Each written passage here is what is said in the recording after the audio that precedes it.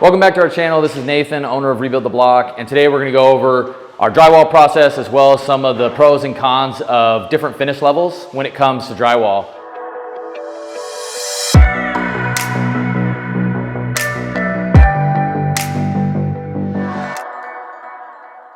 This is one of the key aspects that can make or break a project, and really the process of going from pre-drywall to completion, as well as some of the pros and cons of different levels of finishes, and also why it's so important to be able to determine this during the initial design of the home.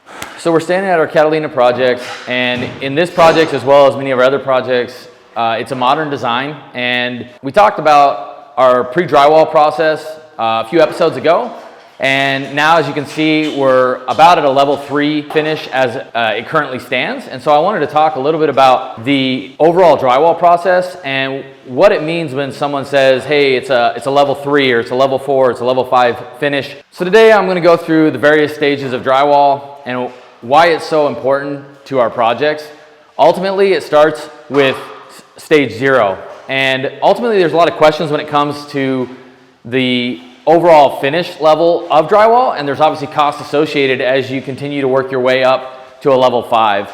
Ultimately, the first stage is a stage 0, and stage 0 is simply just drywall that's hung on the wall, right? It's essentially screwed to the wall, faceted to the wall, affixed to the wall, however you want to define it. Basically, no mud, no tape. Basically, you'll see this in some applications, maybe just in an unfinished garage, but even typically in an unfinished garage, you're going to have tape and mud seams that are required for fire code. So that brings you to the first level. The first level is basically just taping and mudding over the seams that are associated with the initial hanging of the drywall. Level 2 would take it up to the point where you're basically taping and mudding all of the seams and covering all your screw and your nail holes, or whatever methodology was used to affix the sheets of drywall to your framing members. Ultimately, same thing here. It's going to just be a slight upgrade to the bare minimum that would be required for unfinished spaces. So as we move on to level 3, this is going to be the first level where you're actually applying a texture. Most level 3 finishes actually are applied in more of a tract home development or usually a less expensive home. And this is going to usually be a hopper applied knockdown or a skip trowel, orange peel methodology,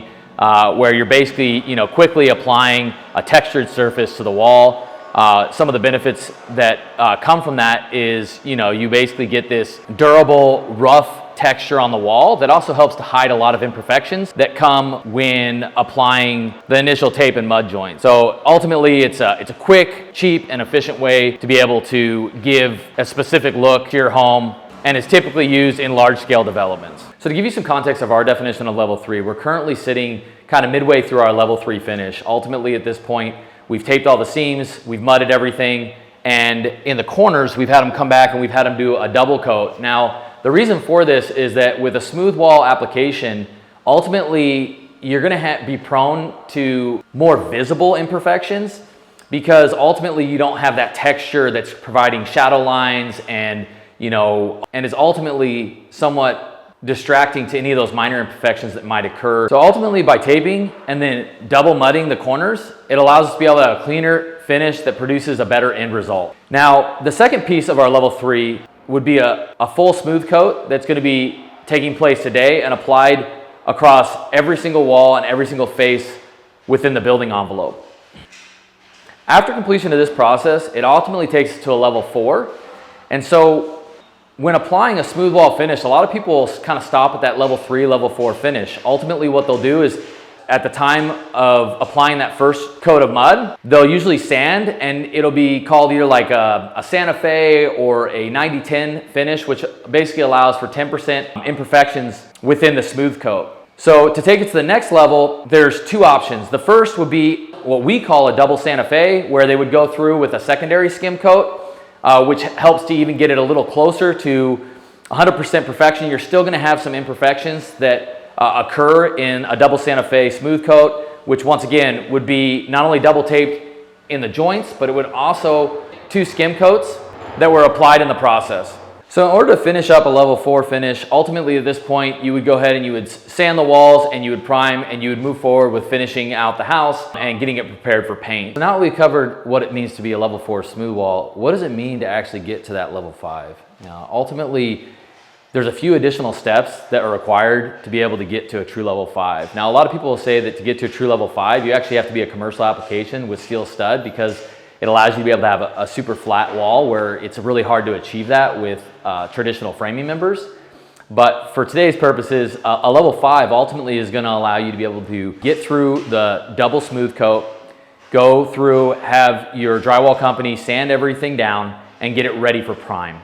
At that point, we bring our painters in, and they're going to typically prime the walls, which allows the drywall company to come back and actually light each individual wall. What this is going to allow them to do is to be able to identify any voids or valleys that are really difficult to see to the naked eye, but ultimately will allow for that close to perfection finish once you get to the end of the project and it's finally painted. After each wall's lit up and we've identified some of those voids and valleys, we're able to mark them accordingly, have our mudders come back in, fill any of those spaces, any of those imperfections that were missed in the original 2 coats, quickly sand again, and then come in for our final priming before we move into finishing, which is going to entail cabinetry, flooring, tile, and the likes that take place during that stage of construction.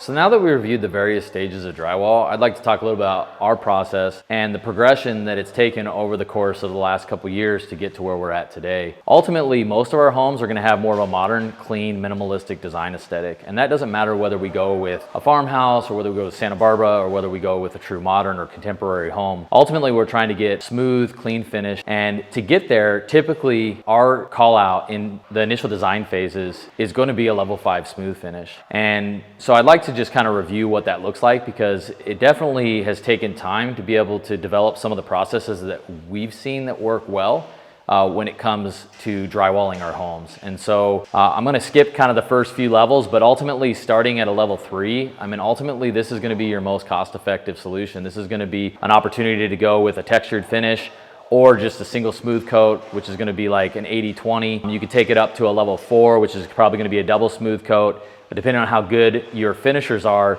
you know, you're going to get to a 90-10 or maybe potentially better with that double skim coat. But one of the unique aspects for us in our process is that kind of during that level 3, we're actually double taping our 90-degree corners and joints so that we are able to have a additional layer of mud that helps to mitigate some of the cracking that can take place as the home shifts and works through its few first years of season cycles, you know, through hot and cold.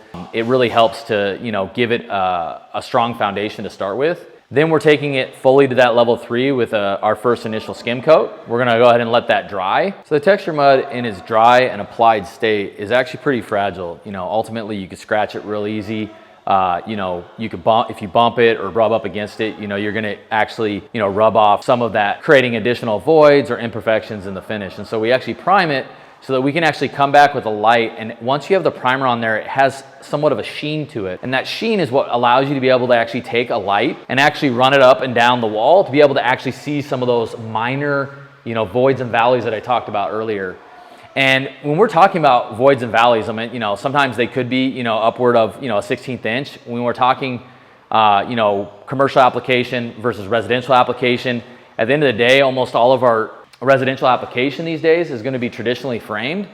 And so there's going to be more imperfections in that lumber. You know, you're not getting, you know, you typically don't have the cost associated with going with LVL studs, you know, throughout the whole house. So, you know, you're having to deal with some of those minor imperfections. And so by lighting and being able to see some of those voids, like I said, ranging maybe from a 16th inch all the way down to like a 64th of an inch, it will really allow you to be able to pinpoint some of those areas that you'll start to see potential shadowing when we get to the finished painting stage.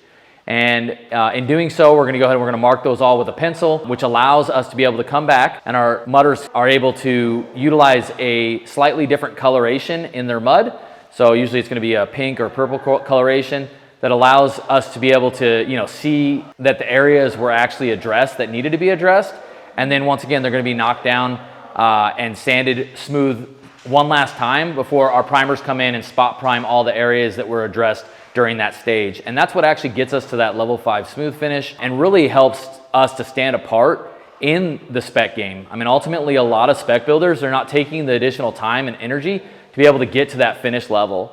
And we are doing that not only to provide a better product for those that are actually buying our homes, but as mentioned, you know, one of our main focuses is building custom homes. And so each home that we sell is a showpiece and an opportunity to be able to build on the knowledge and the overall product that we're putting out in the marketplace. So we're ecstatic to be able to review the differences in drywall today and look forward to reviewing other processes as time comes, so you can be able to follow along and be able to understand exactly what it means to own a rebuild the block home. So please hit the like, comment, or subscribe button, and we look forward to seeing you next time. Have a great day.